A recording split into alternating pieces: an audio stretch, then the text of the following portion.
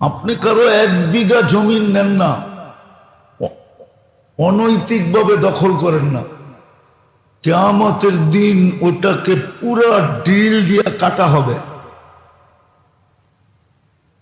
জমিনের স্তর 7টা, এই 7 স্তর পর্যন্ত কাটায়া গলার ভিতরে রিং বানায় ঢুকায় দেওয়া হবে। আর 50,000 বৎসর এটা নিয়ে দাঁড়ায় থাকতে হবে, লড়তেও দিবে না। লা ইয়াসাল কদম, আমরা বানায় বলতেছি না, পাও হেলাইতে দিবে না। লা ইয়াসাল কদম।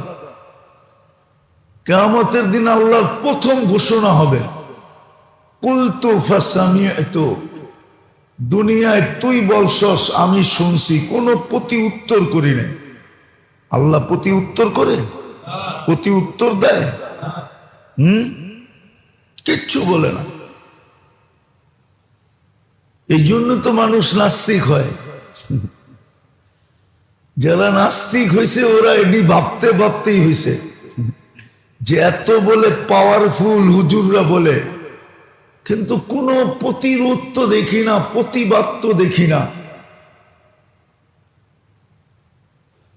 কোনো অ্যাকশন তো দেখি না। তাইলে মনে হয় হুজুরদের কথাটাই মিথ্যা। তো কিয়ামতের দিন আল্লাহ ঘোষণা দিবে, কুলতু ফাসামিআতু, তুমি বলছো আমি শুনছি, কিচ্ছু বলি নাই। ফাআলতু ফানাযারতু, তুমি সারাদিন গুনাহ করছো, আমি তাকায় তাকায় দেখছি। কি আজকে তাকায় তাকায় দেখেন না? নাহলে 24 ঘন্টা আপনি ভোগ করেন কাঠটা, কাঠটা ভোগ করেন।